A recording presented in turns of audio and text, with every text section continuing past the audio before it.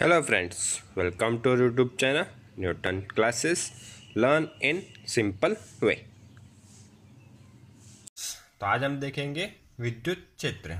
विद्युत क्षेत्र के मतलब उसमें अगर देखें तो विद्युत को हमें पता है, दूसरा वर्ड हमारा आएगा यहाँ पे क्षेत्र। क्षेत्र मतलब किससे रिलेटेड रहेगा? किसी एरिया से। एरिया से मीन्स या कोई जगह से, ठीक है, कितनी रेंज तक हो सकता है उस चीज से हमारा रिलेटेड रहेगा। ठीक है, अगर इसमें हम देखें तो जैसे अगर हम ले इसके लिए कोई एक उदाहरण ले, उदाहरण में हम ये ले सकते हैं, जैसे मान लो कि एक हमारे पास कोई चुंबक है। ठीक है, ये हो गई चुंबक, और चुंबक के अंदर दो ध्रुव होंगे, उत्तर ध्रुव और दक्षिण ध्रुव। उत्तर मीन्स नॉर्थ और दक्षिण के लिए साउथ। ठीक है, और इस चुंबक होगा तो चुंबक क्या करेगा? चुंबक के पास अगर जैसे कि हम कोई 3 पॉइंट ले लेते हैं, पॉइंट ए, पॉइंट बी और पॉइंट सी। ठीक है, और ए पॉइंट पर अगर हम कोई आयरन पिन या कोई दूसरा चुंबक रखेंगे तो फर्स्ट चुंबक है जो उस चुंबक को क्या करेगा? आकर्षित करेगा। वैसे बी या सी पे रखेंगे तो भी क्या कर सकता है? आकर्षित कर सकता है। ठीक है, तो ये क्या करता है? अपने आसपास जो भी चीजें होती है, चुंबक होती है, लोहे की चीजें होती है, उसको क्या करने लगता है? आकर्षित करने लगता है। लेकिन उसका मतलब ये नहीं कि तुम कितनी भी दूरी पे रख दो तो हर चीज को वो क्या करेगा? आकर्षित करेगा। उसके लिए क्या होगी? कोई एक लिमिट होती है, कोई एक क्षेत्र होता है। उस क्षेत्र के अंदर अगर हम कोई चीज रखेंगे तो ही उसको क्या करेगा? वो आकर्षित करेगा। तो उसको हम क्या बोलते हैं? चुंबकीय क्षेत्र। ठीक है, जैसे यहाँ पे अगर हम एग्जाम्पल में लेते हैं, हमारा हो गया चुंबक, और ए पे हम क्या करते हैं? कोई एक लोहे की पिन रखते हैं। लोहे की पिन को रखने पे क्या करता है? चुंबक उसको अपनी ओर आकर्षित करता है। वैसे अगर हम उसको बी पे रखें फिर भी चुंबक उसको क्या करता है? आकर्षित करता है। और जैसे हम उसको अगर क्या करें? सी पे रखें तो चुंबक क्या करता है? उसको कोई असर नहीं दिखती, ना कोई वो गति करता है। मतलब देखें तो अगर चुंबक की असर बी तक है, और अगर वैसे अगर इस दिशा में देखें तो यहाँ तक होगा। मतलब जितनी दूरी पे इस दिशा में है उतनी दूरी क्या होगी? सभी दिशा में क्या कर रहा हो? कोई भी चीज अगर हम रखेंगे तो उसको क्या करेगा? वो आकर्षित करने लगेगा। ठीक है, तो इस प्रकार ये हमें क्या मिला? एक क्षेत्र मिला। और इस क्षेत्र में कहीं पे भी अगर कोई चुंबक रखेंगे या लोहे की चीज रखेंगे तो इस चुंबक को क्या करेगा? आकर्षित करने लगेगा। और इसके बाद अगर हम कोई भी चीज रखें तो उस पर इस चुंबक की कोई भी असर नहीं होगी। मतलब इतना ये जो क्षेत्र मिला, ये जो जगह मिली, इसको हम क्या बोल सकते हैं? चुंबकीय क्षेत्र। ठीक है, और इसी प्रकार अगर हम देखें तो हमें किसके लिए करना है? विद्युत क्षेत्र के लिए। तो विद्युत क्षेत्र के लिए हमने देखा है कि दो प्रकार के आवेश होते हैं। एक होता है हमारा धन आवेश। ठीक है, अगर हम देखें तो एक होता है हमारा धन आवेश और दूसरा होता है ऋण आवेश। जैसे कि हमने मान लिया कि एक धन आवेश है और ये अपने आसपास क्या कर रहा होगा? विद्युत क्षेत्र उत्पन्न कर रहा होगा। उसके लिए क्या कंसीडर कर सकते हैं? जैसे कि मान लो एक आवेश है और दूसरा अगर हम इसके पास जैसे कोई 3 पॉइंट लेते हैं, ए, बी और सी। ठीक है, और ए पॉइंट पे हम क्या करते हैं? कोई आवेश रखा, और ये भी आवेश है, ये भी मान लेते हैं कि दूसरा भी धन आवेश है। तो दोनों दो आवेशों के बीच क्या लगता है? बल लगता है। और दो धन आवेशों के बीच क्या लगता है? प्रतिघर्षण बल लगता है। तो इसको क्या करेगा? प्रतिघर्षण बल लगाएगा, और जिससे क्या हो जाएगा? इससे दूर हो जाएगा। और वैसे ही ए की जगह उसको क्या करेगा? मान लो बी पे रखें, तो बी पे भी क्या कर रहा है? उसको प्रतिघर्षण बल लगा रहा है, और जिसकी वजह से क्या हो जाता है? और दूर चला जाता है। ये हमने देखा था लास्ट लेक्चर में, जो कूलम के नियम का उपयोग करके हम ज्ञात करते हैं। ठीक है, उसी प्रकार अगर हम इसको सी पे रखें तो सी पे रखने पे इसकी कोई भी असर नहीं दिख रही, ना कोई गति कर रहा है।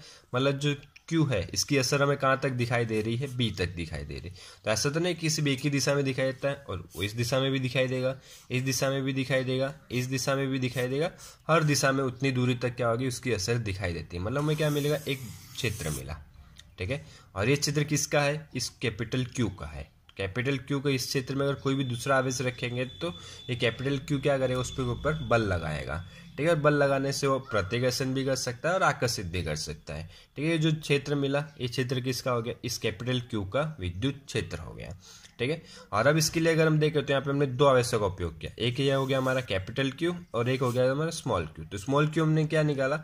इस क्षेत्र को ज्ञात करने के लिए, क्योंकि जैसे अगर हम चुंबक रखते हैं तो चुंबक के आसपास में ऐसे क्षेत्र दिखाई नहीं देता है, हमें ज्ञात करना पड़ता है। हम ज्ञात कर सकते हैं।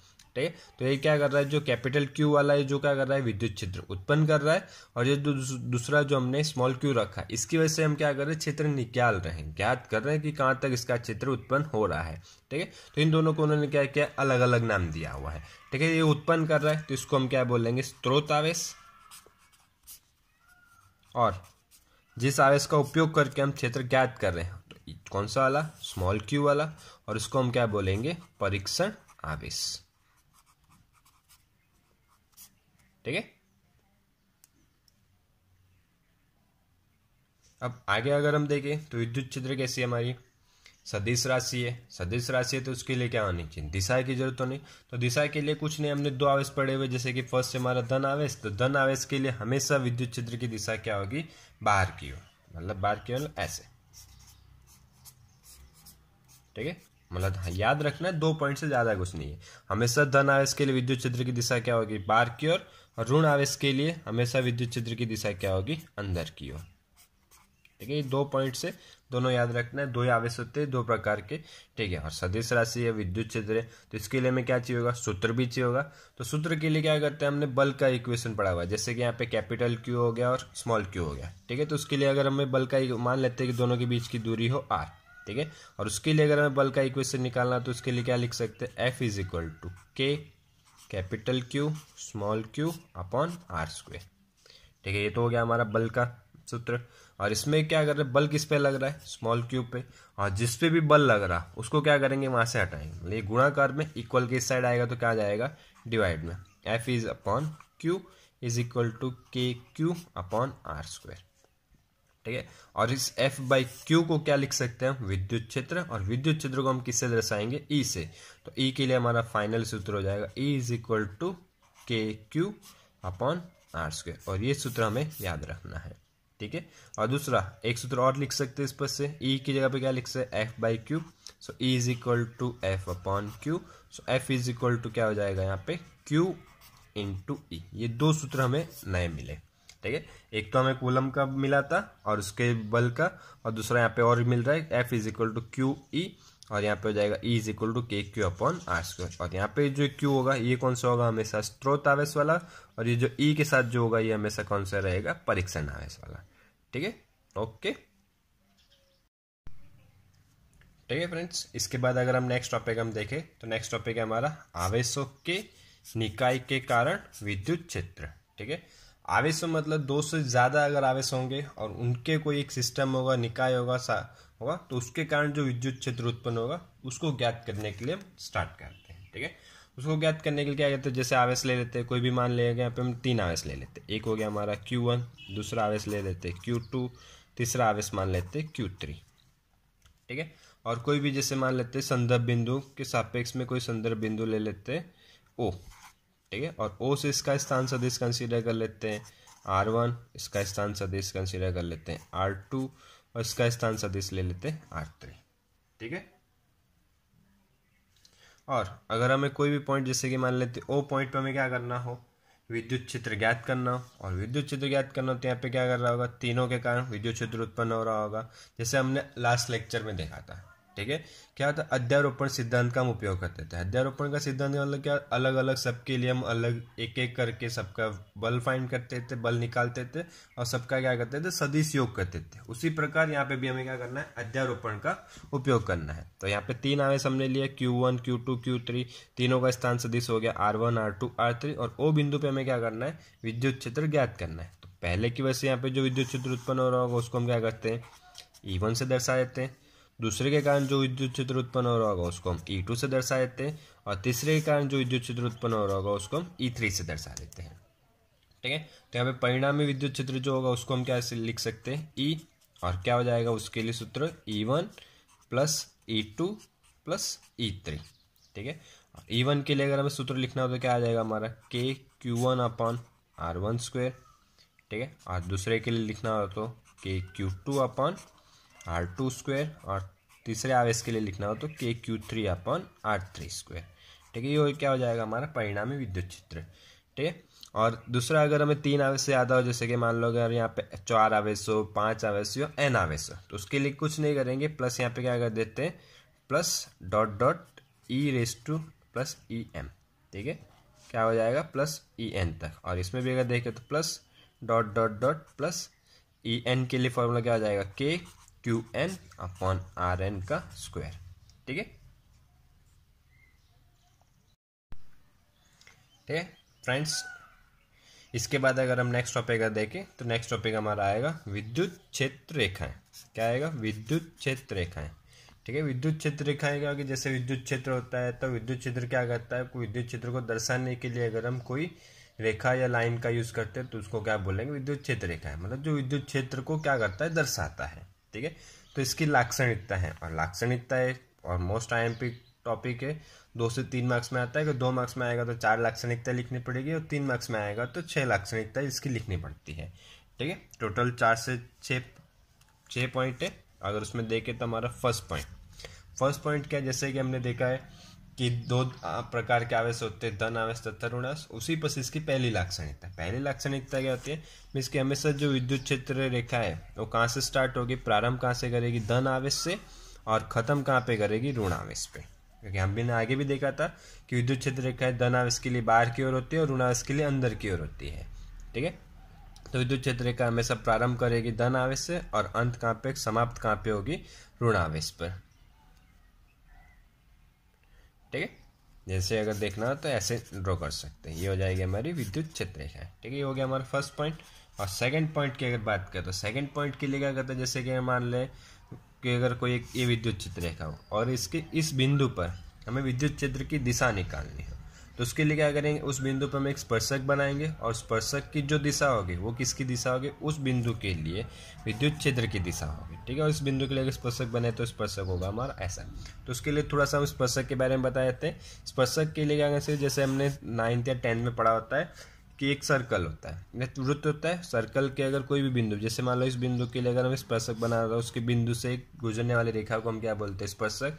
जैसे दूसरा कोई एक बिंदु लेते हैं, इस बिंदु के लिए अगर स्पर्शक बनाना तो बनेगा ऐसे, में सिर्फ उस बिंदु से गुजरेगा और भी कोई भी बिंदु पे वो टच नहीं होगा। ठीक है, तो ये बिंदु से अगर एक स्पर्शक बनाया तो ये जो स्पर्शक होगा, जो स्पर्शक की दिशा होगी, ये क्या कर रहा होगा, यहाँ पे विद्युत क्षेत्र की दिशा दर्शाता है।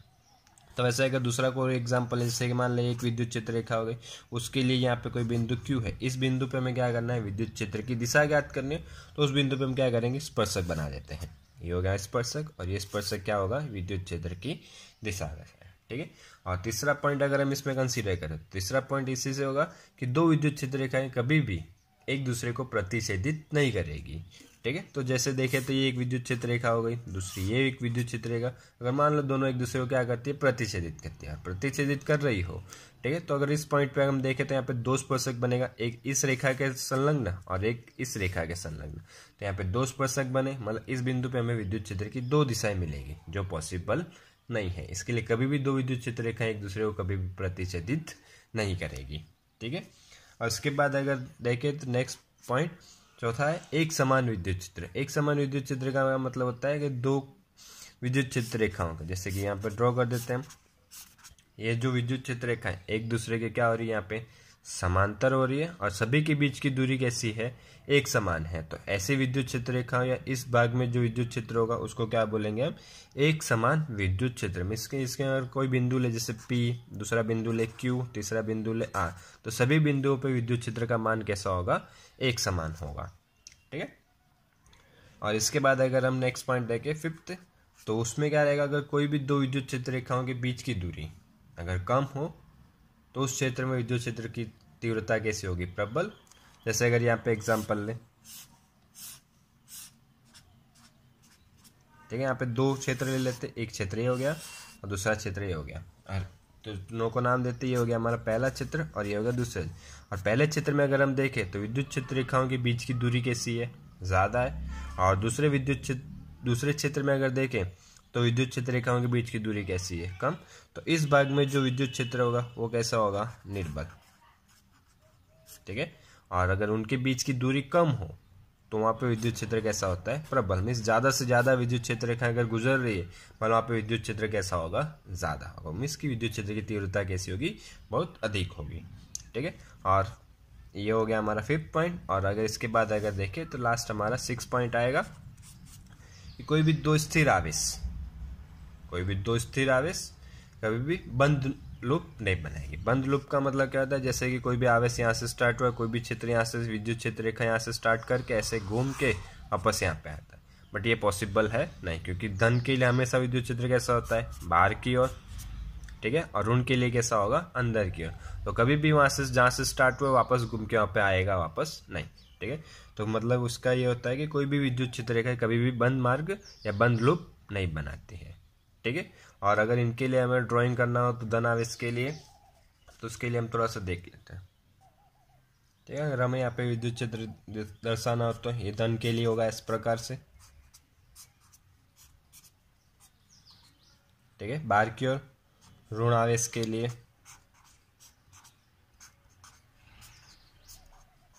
अंदर की ओर, और मान लो कि अगर एक धन हो और एक ऋण हो तो यहाँ से घूम कैसे, ठीक है। और मान लो कि अगर दोनों धन आवेश हो तो इसके लिए भी होगा बाहर की तरफ, तो यहाँ से जाएगा ऐसे,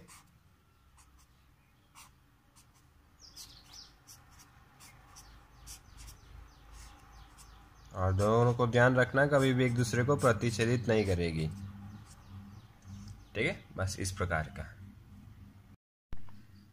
अब फ्रेंड्स, तो इसके बाद अगर नेक्स्ट टॉपिक हम देखें तो नेक्स्ट टॉपिक है हमारा विद्युत फ्लक्स। तो विद्युत फ्लक्स समझने के लिए हम क्या करते हैं, पहले के एग्जांपल लेते हैं। एग्जांपल में ये लिया हुआ है कि मान लेते हैं कि पानी की एक पाइप है और उसमें से क्या हो रहा है, पानी लगातार बह रहा है, और पानी बह रहा है तो उसके अगर बीच में बात करें यहाँ पे कोई अनुप्रस्थ काट क्षेत्रफल का अगर कल्पना करें, ठीक है, वो कैसा होगा, वृत्त होगा, और उसके अंदर से लगातार क्या होगा, द्रव का या पानी का वहन हो रहा होगा।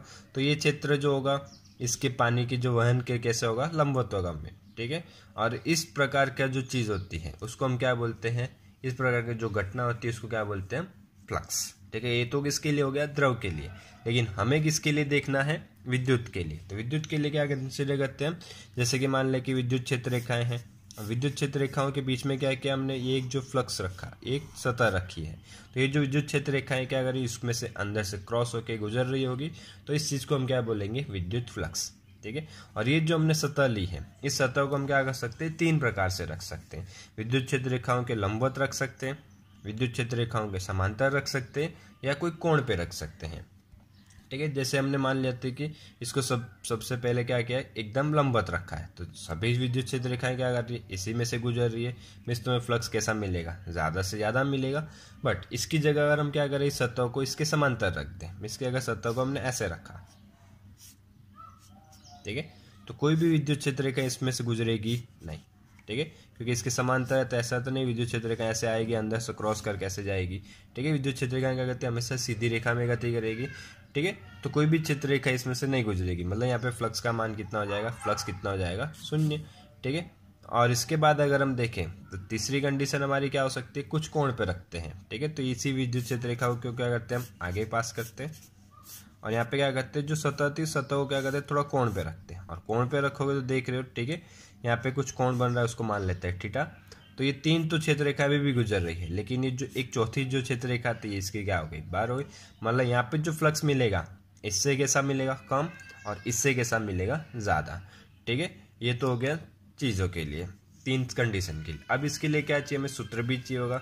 तो विद्युत फ्लक्स को हम किससे दर्शाते हैं, फाई से, ठीक है। विद्युत फ्लक्स को किससे दर्शाएंगे, फाई से, और फाई के लिए हमारा सूत्र होता है ई ए कॉस थीटा।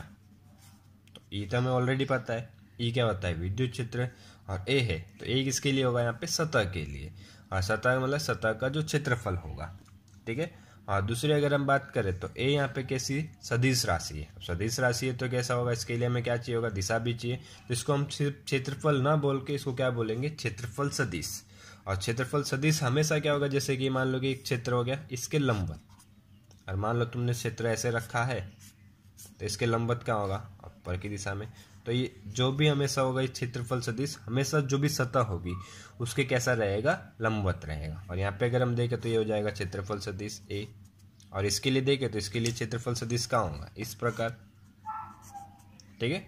मतलब हमेशा जो ए होगा उसको क्या बोलेंगे, क्षेत्रफल सदिश, और उसकी दिशा क्या होगी, सतह के लंबवत, ठीक है। और दूसरा अगर तीसरा देखें तो क्या आएगा, थीटा। थीटा मीन्स क्या होगा, एक प्रकार का कोण होगा। तो कोण क्या होगा, क्षेत्र विद्युत क्षेत्र और क्षेत्रफल सदिश के बीच का जो कोण होता है उसको क्या लिखेंगे, यहाँ पे लिखेंगे, ठीक है। तो यहाँ पे अगर पहली कंडीशन में हम बात करें तो पहली कंडीशन के लिए हम दर्शा देते हैं फाई 1, ठीक है। तो विद्युत क्षेत्र इस दिशा में, क्षेत्रफल सदिश भी इसी दिशा में, तो दोनों के बीच का कोण कितना हो जाएगा, यहाँ पे 0। तो पहली कंडीशन के लिए थीटा का मान कितना हो गया, 0। तो फॉर्मूला क्या हो जाएगा, ई ए कॉस 0, और कॉस 0 का मान कितना होता है, 1। तो फाई 1 के लिए हमारा फॉर्मूला क्या हो जाएगा, ई ए, ठीक है। और दूसरी कंडीशन के लिए अगर देखें तो विद्युत क्षेत्र इस दिशा में, क्षेत्रफल सदिश इस दिशा में, और दोनों के बीच का कोण कितना हो जाएगा 90। तो दूसरी कंडीशन के लिए हम थीटा का मान ले लेते हैं 90, और उसके लिए अगर हम फ्लक्स ज्ञात करें तो उसके लिए फॉर्मूला आएगा ई ए कॉस 90, और कॉस 90 की वैल्यू क्या होती है 0, तो फाई 2 की वैल्यू भी क्या हो जाएगी 0, ठीक है। और तीसरी कंडीशन पे देखें तो यहाँ पे थीटा है, तो थीटा के लिए फॉर्मूला क्या आएगा थीटा, और उसके लिए सूत्र यही रहेगा ई ए कॉस थीटा, या फिर मान लेना हो तो मान ले सकते हैं जैसे कि थीटा का मान हो अगर 45, तो यहाँ पे फ्लक्स का मान 5 ई ए कॉस 45, और कॉस 45 की वैल्यू क्या होती है 1/√2, तो 5 की वैल्यू क्या हो जाएगी ई ए अपॉन √2, ठीक है। और अब अगर हम फॉर्मूला पर से भी देखें तो सबसे महत्तम फ्लक्स ये होगा, तो इसको क्या बोल सकते हैं फाई मैक्सिमम, और सबसे मिनिमम होगा ये, तो इसको क्या बोलेंगे फाई मिनिमम, और ये क्या हो जाएगा दोनों के बीच का, मतलब अगर सतह को हम समांतर रखेंगे तो फ्लक्स मिलेगा हमें 0, और सतह को अगर हम लंबवत रखेंगे तो फ्लक्स हमें कैसा मिलेगा महत्तम, ठीक है। इतनी चीज याद रखनी है, ओके, ठीक है। इसके बाद अगर नेक्स्ट टॉपिक हम देखें तो नेक्स्ट टॉपिक हमारा आएगा विद्युत द्विध्रुव, ठीक है। द्विध्रुव का मतलब क्या होगा, यहाँ पे दो ध्रुव होंगे, दो ध्रुवों के लिए एक परिभाषा है, परिभाषा में ये कोई भी दो समान और विजातीय आवेशों का जो निकाय होता है और उन दोनों आवेशों के बीच की दूरी कैसी सीमित हो, ठीक है, तो उसको क्या बोलेंगे हम विद्युत द्विध्रुव। जैसे अगर एग्जांपल में ले हम +q और दूसरा होगा हमारा -q, ठीक है, और दोनों के बीच की दूरी अगर हम मान ले सीमित, सीमित मतलब क्या ले लेते हैं 2a, तो दोनों आवेश को इस जो निकाय बना इस निकाय को हम क्या बोलेंगे विद्युत द्विध्रुव, ठीक है। परिभाषा एक बार वापस रिपीट कर देता हूँ, क्या दो समान और विजातीय मीन्स एक धन और एक ऋण, और एक +q दूसरे पे q मीन्स कि अगर पहले की वैल्यू हो 1 कूलम तो दूसरे की वैल्यू भी कितनी होगी 1 कूलम, बट पहला 1 पॉजिटिव होगा तो दूसरा क्या होगा नेगेटिव। तो दो समान और विजातीय आवेशों को अगर सीमित दूरी पर रखा जाए, ठीक है, निश्चित दूरी पर रखा है तो उनसे जो निकाय बनता है उस निकाय को हम क्या बोलेंगे विद्युत द्विध्रुव, ठीक है। तो ये हो जाएगा विद्युत द्विध्रुव। और दूसरा अगर इसके अंदर अगर नेक्स्ट देखें तो नेक्स्ट आएगा, इसके अंदर एक वर्ड आता है, नया वर्ड आएगा, उसको बोलेंगे द्विध्रुव आघूर्ण। द्विध्रुव आघूर्ण को हम दर्शाएंगे कैपिटल P से, ठीक है। P क्या होगा हमारा द्विध्रुव आघूर्ण, और उसके लिए सूत्र होता है Q × 2a। Q में दोनों में से किसी एक आवेश का मान और दोनों के बीच की दूरी का जो गुणनफल होगा उसको हम क्या बोलेंगे द्विध्रुव आघूर्ण, ठीक है। और द्विध्रुव आघूर्ण हमारी है सदिश राशि, और सदिश राशि तो उसके लिए क्या होती है दिशा की जरूरत पड़ेगी, और उसकी दिशा होती है ऋण आवेश से धन आवेश की ओर, मतलब इसमें होगी यहाँ पे, ठीक है, हो जाएगी P की दिशा। और अगर इस निकाय या द्विध्रुव की बात करते इसका कुल आवेश क्या होगा 0, क्योंकि एक ऋण होगा एक धन होगा, तो कुल आवेश हमेशा क्या रहेगा 0, लेकिन कभी भी इसका विद्युत क्षेत्र 0 नहीं होगा, ठीक है। विद्युत क्षेत्र 0 होने की एक ही कंडीशन, अगर दोनों आवेशों की स्थिति या दोनों आवेश एक ही बिंदु पर मीन्स जैसे कि अगर इसी बिंदु पर धन आवेश है और इसी बिंदु पे ऋण आवेश है, तो दोनों अगर एक बिंदु पे होगा तो इसको क्या बोलेंगे बिंदु द्विध्रुव, ठीक है। और इसके लिए विद्युत क्षेत्र का मान भी 0 होगा और आवेश का मान भी 0 होगा, ठीक है, ठीक है। इसके बाद अगर नेक्स्ट टॉपिक हम देखें तो नेक्स्ट टॉपिक हमारा आएगा विद्युत द्विध्रुव के अक्ष पर स्थित बिंदु के लिए विद्युत क्षेत्र। तो उसके लिए विद्युत द्विध्रुव में पता है, विद्युत क्षेत्र भी पता है, तो यहाँ पे एक नया वर्ड आएगा अक्ष पर का बिंदु। अक्ष मतलब क्या होगा कि विद्युत द्विध्रुव के दिशा में या उसकी लाइन पर कोई बिंदु होगा तो उस पर विद्युत क्षेत्र कितना उत्पन्न होता है, तो उसके लिए हमें क्या करना है सूत्र निकालना है, ठीक है। तो उसके लिए सूत्र के लिए अगर हम देखें तो उसके लिए क्या कहते हैं पहले विद्युत द्विध्रुव बना देते हैं। तो द्विध्रुव के लिए क्या बोला था हमने, एक धन आवेश होगा एक ऋण आवेश होगा, तो यहाँ पे बना देते ये हो गया धन आवेश, दूसरा यहाँ पे बना देते ये हो गया हमारा ऋण आवेश, ठीक है। और दोनों के बीच की दूरी हमने कितनी मानी थी, दोनों के बीच की दूरी हम कंसीडर करते हैं 2a, ठीक है। और इसको कहाँ पे रखना है, इसको कार्टेशियन याम पद्धति पे रखना है। तो याम पद्धति पे रखने के लिए अगर देखें तो इसको हम कंसीडर करते हैं y-x और इधर ऊपर की ओर हो जाएगी हमारी z-x, ठीक है। इसको हम मान लेते हैं ये हो जाएगी हमारी z-x, ठीक है। और अब अगर हम देखें तो ये हो जाएगी z-x, ठीक है। और उस अब देखें तो ये हो गया इसके लंबवत, और ये z-x जो है वो है द्विध्रुव की लाइन में। द्विध्रुव की लाइन मतलब इसको हम क्या मानेंगे, इसकी अक्ष मानेंगे। मतलब यहाँ पे जो जेड अक्ष है वो क्या होगी, द्विध्रुव की अक्ष होगी। ठीक है, तो उसके ऊपर का कोई बिंदु यहाँ पे ले लेते हैं पी। ठीक है, ये द्विध्रुव अक्ष पर का कोई बिंदु लिया पी, और हमने क्या बोला था कि दोनों आवेशों के बीच की दूरी कितनी होती है, 2a। अगर ये हम इसको यहाँ पे सेंटर पे रखें, ये होगा हमारा उगम बिंदु, तो उगम बिंदु से दोनों के बीच की दूरी थी 2a, तो यहाँ से इसकी दूरी हो जाएगी a, और ये भी दूरी हो जाएगी a। ठीक है, ये इतनी दूरी हो गई a, और ये भी दूरी हो जाएगी a। ठीक है, और दूसरी चीज़ क्या कंसीडर करना है, पी बिंदु जेड एक्स पे, तो यहाँ से इसकी दूरी कंसीडर कर लेते हैं हम z, ये दूरी हो गई z। ठीक है, अब अगर देखें तो प्लस क्यू से अगर हमें पहले दूरी निकालनी पड़ेगी, दूसरी माइनस क्यू से इसकी दूरी निकालनी पड़ेगी। ठीक है, तो अगर प्लस क्यू से इसकी दूरी देखें तो कुल दूरी कितनी है z, और प्लस क्यू से दूरी निकालने के लिए क्या करेंगे, ये माइनस कर देते हैं, तो प्लस क्यू से पी बिंदु की दूरी हो जाएगी z माइनस a, और अगर पी बिंदु की माइनस क्यू से दूरी देखें तो ये a और ये हो जाएगा z, तो z प्लस a। ठीक है, ये दो चीज़ जो है दूरी मिल गई। और दूसरा अब क्या देखना है हमें, यहाँ पे विद्युत क्षेत्र उत्पन्न हो रहा था। ठीक है, तो विद्युत क्षेत्र के लिए अगर देखें तो धन आवेश के लिए हमने क्या बोला था कि विद्युत क्षेत्र होता है बाहर की दिशा में, तो इसकी वजह से यहाँ पे जो विद्युत क्षेत्र उत्पन्न होगा ये कहाँ जाएगा, ऊपर की ओर, तो इसको कंसीडर कर लेते हैं ई प्लस।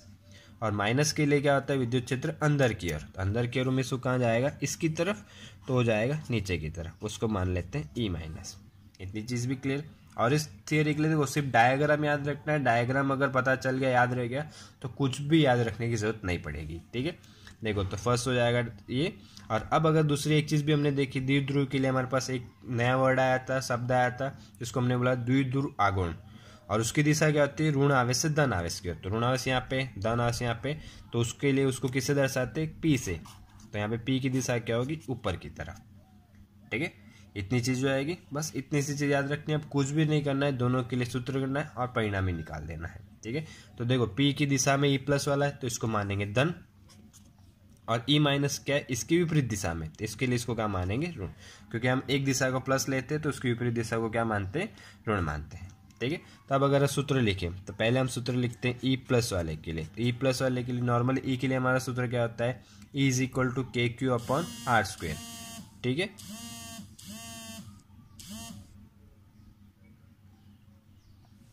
ठीक है, और ई प्लस के लिए नॉर्मल सूत्र के क्यू अपॉन आर स्क्वेयर, तो ई प्लस वाले के लिए के क्यू, और आर स्क्वेयर मतलब यहाँ से यहाँ की दूरी, और ई का सूत्र हो जाएगा के क्यू अपॉन आर स्क्वेयर, तो आर मतलब यहाँ से पी क्यू धन आवेश से पी बिंदु का डिस्टेंस, तो क्या हो जाएगा इसके लिए जेड माइनस ए का होल स्क्वेयर। ठीक है, और दिशा के लिए क्या करेंगे यहाँ पे पी के। ठीक है, और दूसरा अगर ई माइनस के लिए सूत्र लिखना हो तो क्या आ जाएगा, के क्यू अपॉन, इसके लिए दूरी कितनी हो जाएगी यहाँ से z प्लस ए, तो ये हो जाएगा z प्लस ए का होल स्क्वेयर, और इसकी दिशा विपरीत है तो इसके लिए क्या करेंगे, माइनस पी के। ठीक है, और अब देखो परिणाम इस विद्युत क्षेत्र के लिए क्या करते हैं, दोनों का योग कर देते हैं, तो ई इक्वल टू हो जाएगा हमारा E plus plus E minus. ठीक है, दोनों का मान रखेंगे, दोनों का मान रखें तो पहले क्या हो जाएगा के Q upon Z minus A का होल स्क्वेयर, पी के माइनस के Q upon Z plus A का whole square into P K. ठीक है, दोनों में से अगर देखें तो दोनों में से क्या के क्यू कॉमन, और पी के भी कॉमन हो जाएगा, तो इधर बचेगा के क्यू कॉमन, तो काउंस में हो जाएगा 1 अपॉन जेड माइनस ए का whole square minus 1 upon Z plus A का होल स्क्वेयर, और काउंस के बाहर हो जाएगा दिशा के लिए पी के। ठीक है, ठीक है, और इसके बाद अगर देखें तो दोनों का क्या करेंगे, एलसीएम के लिए क्या करेंगे, दोनों का क्रॉस मल्टीप्लाई करते हैं, 1 into Z plus A square minus 1 into Z minus A का होल स्क्वेयर। ठीक है, तो के क्यू, और सेकेंड थिंग हो जाएगा जेड प्लस ए का whole square minus Z minus A का होल स्क्वेयर अपॉन दोनों के लिए, तो जेड माइनस ए का होल स्क्वेयर, और सेकेंड हो जाएगा जेड प्लस ए का होल स्क्वेयर। ठीक है, और दिशा के लिए पी के। ठीक है, अब अगर देखें तो ए प्लस बी का होल स्क्वायर, जिसके लिए सूत्र क्या होता है, A square plus B square plus A square plus B square plus 2ab। ठीक है, तो यहाँ पे जेड प्लस ए स्क्वायर के लिए सूत्र क्या हो जाएगा, z square plus 2za plus ए स्क्वायर। ठीक है, तो इसके लिए सूत्र दोनों का ले लेते हैं, के क्यू ये हो जाएगा Z plus Z square plus A square plus 2z है। और उसी तरह अगर इसके देखें तो माइनस काउंस में Z square plus A square minus 2za, ठीक है। और जैसे हम क्या करेंगे, काउंस ओपन करेंगे तो ये हो जाएगा माइनस, ये भी हो जाएगा माइनस और ये हो जाएगा प्लस, ठीक है। काउंस ओपन कर देता। फिर दूसरा अगर देखें तो z माइनस ए प्लस बी, और a माइनस बी का सूत्र होता था ए स्क्वेयर माइनस बी स्क्वेयर। तो यहाँ पे z माइनस है, z प्लस है, तो इसके लिए सूत्र हो जाएगा z square minus A square, और दोनों का स्क्वायर है तो इसका भी क्या करते हैं स्क्वायर। और यहाँ पे देखो तो plus Z square minus Z square cancel, plus A square minus A square cancel. तो फाइनली अगर हम सूत्र देखें तो हमारा सूत्र क्या आ जाएगा के क्यू, और दिशा के लिए क्या कर देते हैं पी के। 2z है 2z है तो हो जाएगा यहाँ पे 4za upon Z square minus A square का whole square into P K, ठीक है। और अगर हमने आगे एक सूत्र देखा था द्विध्रुव के लिए, द्विध्रुव आघूर्ण के लिए क्या होता था, P is equal to Q into 2a। यहाँ पे 4 है, 4 को क्या करते हैं हम 2 से अलग कर देते हैं, तो 2k z और ये हो जाएगा q इंटू 2a, ठीक है। देखो सिर्फ लिखा अलग तरीके से, बाकी कोई चेंजेस नहीं किया हमने। क्या कंसीडर किया यहाँ पे, k की जगह k है, q की जगह q है। 4 को क्या किया 2 इंटू 2 दो अलग अलग पार्सन में, 2 इंटू 2 वापस 4 और z का z और a का a, और q इंटू 2a की जगह पे क्या पुट कर सकते हैं हम p। तो इसके लिए हमारा फाइनली फॉर्मूला आ जाएगा 2kz p upon Z square minus A square का whole square into P K, ठीक है। ये रहेगा हमारा फाइनली फॉर्मूला, ठीक है। ठीक है फ्रेंड्स, देखो नेक्स्ट टॉपिक अगर देखें तो नेक्स्ट टॉपिक हमारा है विद्युत द्विध्रुव के विषुववृत्त के बिंदु के लिए विद्युत क्षेत्र। हमने आगे देखा था अक्ष के लिए, नेक्स्ट आएगा विषुववृत्त। विषुववृत्त क्या होगा, मतलब कोई भी अगर विद्युत द्विध्रुव है तो उसके लंबवत और द्विभाजक कोई अक्ष होगी तो उसको हम क्या बोलेंगे विषुववृत्त, ठीक है। अगर उसके लिए चित्र देख लेते हैं, जैसे हमने आगे देखा था ये हो जाएगा धन ध्रुव प्लस क्यू, ये हो गया ऋण ध्रुव, और ये हो गया हमारा द्विध्रुव। दोनों के बीच की दूरी कितनी ली थी हमने 2a, और यहाँ पे हमने एक अक्ष ले लेते हैं, ठीक है। इसको हम मान लेते हैं y अक्ष, ठीक है। इसके लंबवत है द्विभाजक है और ये आ गया हमारा उगम बिंदु, ठीक है। तो ये दूरी a, ये दूरी a, कुल दूरी हमने 2a ली थी, ठीक है। और यहाँ से कोई बिंदु ले लेते हैं ये पे, और इसको मान लेते हैं q, और यहाँ से यहाँ तक की दूरी को हम कंसीडर कर लेते हैं y, ठीक है। और दूसरी चीज, अब इस बिंदु के लिए हमें क्या करना है, विद्युत क्षेत्र निकालना है। तो ये बिंदु किसके लिए हो जाएगा विषुववृत्त के लिए, क्यों, क्योंकि लंबवत है और द्विभाजक है, ठीक है। और उसके लिए क्या करते हैं हम, तो यहाँ पे दो विद्युत क्षेत्र मिलेंगे, एक होगा धन आवेश के कारण और एक होगा ऋण आवेश के कारण। और धन आवेश के अगर विद्युत की बात करें तो होगा इस दिशा में, उसको हम दर्शा देते हैं E प्लस से, और ऋण आवेश के लिए क्या होता है अंदर की तरफ, ठीक है। तो होगा इस दिशा में, उसको दर्शा देते हैं E माइनस से, ठीक है। और दूसरा यहाँ पे देखो तो यहाँ पे एक त्रिभुज बन रहा है ये वाला, ठीक है। तो ये हो गया A, ये हो गया Y, और ये कोण देख रहे हो 90। तो ये कौन सा त्रिभुज बना, समकोण त्रिभुज। तो उसके लिए अगर पाइथागोरस का उपयोग करेंगे तो दोनों भुजाओं का योग करेंगे तो ये मिलेगा। तो इसके लिए इसका मान हो जाएगा a square plus Y square, ठीक है। और दूसरा यहाँ पे इसको कोण है तो इस कोण को मान लेते हैं थीटा। तो उसी प्रकार अगर यहाँ पे भी देखें तो यहाँ पे भी अगर एक लंबवत लाइन खींचना चाहे तो ये हो जाएगा इसके लिए भी कोण थीटा। और दूसरा हम यहाँ पे क्या कंसीडर करते हैं द्विध्रुव आघूर्ण, और द्विध्रुव आघूर्ण की दिशा क्या होती है धन आवेश ऋण आवेश से धन आवेश की तरफ, मतलब यहाँ पे भी होगा ऊपर की तरफ, ठीक है। और हमने आगे भी देखा अगर कोई भी चीज बल हो विद्युत क्षेत्र हो कोई भी चीज हो, अगर कोई अक्ष पे ना हो, अक्ष के अलावा कोई कोण पे हो, तो उसके लिए हम क्या करते हैं उसके घटक निकालते हैं। तो यहाँ पे भी क्या करना पड़ेगा, दोनों के लिए हमें क्या करने पड़ेंगे घटक निकालने पड़ेंगे। तो ई प्लस वाले के लिए अगर हम घटक की बात करें तो उसके लिए घटक में भी एक कंडीशन होती है जिसके साथ कोण बनता है, वो हमारा होता है एक्स घटक मिस कॉस थीटा वाला, और दूसरा उसके लंबवत जो होगा वो होगा हमारा साइन थीटा वाला। तो ये कोण इसके साथ बन रहा है तो ये घटक हो जाएगा हमारा ई प्लस कॉस थीटा, और इसके लंबवत दूसरा घटक जाएगा इधर, तो ये हो जाएगा हमारा ई प्लस साइन थीटा। और इसी प्रकार अगर हम देखें तो ई माइनस के लिए भी हमें दो घटक मिलेंगे, ये कोण हो जाएगा थीटा, और इस दिशा में इसका पहला घटक आ जाएगा ई माइनस कॉस थीटा, और दूसरा इस दिशा में देखेंगे तो ये दूसरा घटक आ जाएगा ई माइनस साइन थीटा, ठीक है। अब दोनों के लिए क्या करते हैं हम विद्युत क्षेत्र के लिए पहले सूत्र लिख देते हैं। ठीक है। दोनों के लिए विद्युत क्षेत्र का सूत्र की बात करें तो ई के लिए सूत्र क्या हो जाएगा, ई प्लस के लिए के, धन के लिए आवेश क्यू, और यहाँ से यहाँ तक की दूरी देखें तो दूरी कितनी होगी हमारी ए स्क्वायर प्लस वाई स्क्वायर। ठीक है, तो ये हो जाएगी दूरी ए स्क्वायर प्लस वाई स्क्वायर, और दिशा के लिए किसका यूज़ करेंगे, पी के, और उसके विपरीत दिशा में है इसके लिए इसको क्या लेंगे, माइनस। ठीक है, और दूसरा अगर ई माइनस के लिए बात करें तो ई माइनस के लिए क्या सूत्र होगा हमारा, E minus is equal to के, वो भी विपरीत दिशा में होगा, इसके लिए माइनस के क्यू, और उसके लिए भी अगर दिशा देखें तो उतनी है, दूरी उतनी है, तो इसके लिए हो जाएगा A square plus Y square into P K. और अगर दोनों के लिए देखें, दोनों का सूत्र एक समान है, दिशा भी समान है, दोनों का मान भी कैसा मिलेगा, समान मिलेगा, और दोनों के लिए थीटा का मान भी कैसा है, समान है।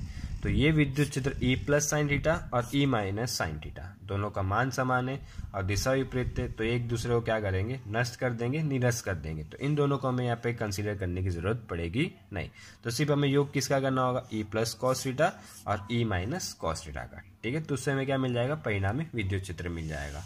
ठीक है, तो उसके लिए अगर यहाँ पे सूत्र देंगे तो परिणामी विद्युत क्षेत्र के लिए यहाँ पे कंसीडर कर लेते हैं, ई इक्वल टू क्या हो जाएगा, E plus cos theta plus E minus cos theta. ठीक है, और दो को देखें ई प्लस और ई माइनस के लिए दोनों के लिए सूत्र समान है, तो दोनों में से क्या करते हैं, कॉमन निकाल लेते हैं। दोनों के लिए कॉस थीटा का समान है, तो दोनों के लिए क्या लिख देते हैं, 2 ई कॉस थीटा। ठीक है, और ई का मान अगर रखे, दोनों में से कोई भी एक मान रख दो, दोनों के लिए समान है, तो क्या हो जाएगा, -2 के Q into cos theta upon A square plus Y square, और दिशा के लिए हो जाएगा पी के। ठीक है, और दूसरा अगर हम चीज़ देखें तो हमें क्यू पता है, अब इसमें हमें क्या निकालना है, कॉस थीटा। तो कॉस थीटा के लिए क्या करते हैं, यहाँ पे हम एक त्रिभुज कंसीडर कर लेते हैं, ये वाला, ये है थीटा, ये है वाई, ये ए, और ये हो जाएगा हमारा ए स्क्वायर प्लस वाई स्क्वायर। और इस पे से अगर हमें थीटा ज्ञात करना तो थीटा के लिए, कॉस थीटा के लिए सूत्र क्या होता है, पास की भुजा बटे कर्ण, तो पास की भुजा हो जाएगी ए और कर्ण हो जाएगा हमारा ए स्क्वायर प्लस वाई स्क्वायर। ठीक है, तो यहाँ से इसका मान रखेंगे कहाँ पे, इस सूत्र में। ठीक है, तो -2 के क्यू, और कॉस थीटा के लिए सूत्र क्या होता है, पास की भुजा ए और डिवाइड में क्या आ जाएगा, A square plus Y square. और देखो तो ए स्क्वायर प्लस वाई स्क्वायर क्या है, ऑलरेडी हमारे पास है। ठीक है, तो ए स्क्वायर प्लस वाई स्क्वायर। ठीक है, लेकिन भुजा के लिए यहाँ पे इसको क्या करना पड़ेगा, वर्गमूल होगा। क्यों, क्योंकि स्क्वायर का मान होगा। ठीक है, तो स्क्वायर के लिए, वर्गमूल के लिए हम यहाँ पे क्या लिख सकते हैं, A square plus Y square raise to 1/2, और ये हो जाएगा यहाँ पे पी के। ठीक है, और अब दूसरों को देखिए, दोनों का घात, दोनों का पद समान है, तो घात का क्या होता है योग, तो इसका घात 1, इसकी घात 1/2, तो 1 + 1/2 कितना आ जाएगा, 3/2। तो ई के लिए फाइनल सूत्र होगा हमारा 2 के Q A upon A square plus Y square raise to 3/2 into P के, ये हो जाएगा हमारा फाइनल सूत्र। ठीक है, और बुक में देखेंगे तो इसके बाद एक कंडीशन और दी, अगर ये बिंदु बहुत अनंत दूरी पे हो, मतलब यहाँ पे कंडीशन क्या होगी, y ग्रेटर देन ए। ठीक है, तो y की तुलना में a को क्या कंसीडर कर सकते हैं हम, 0।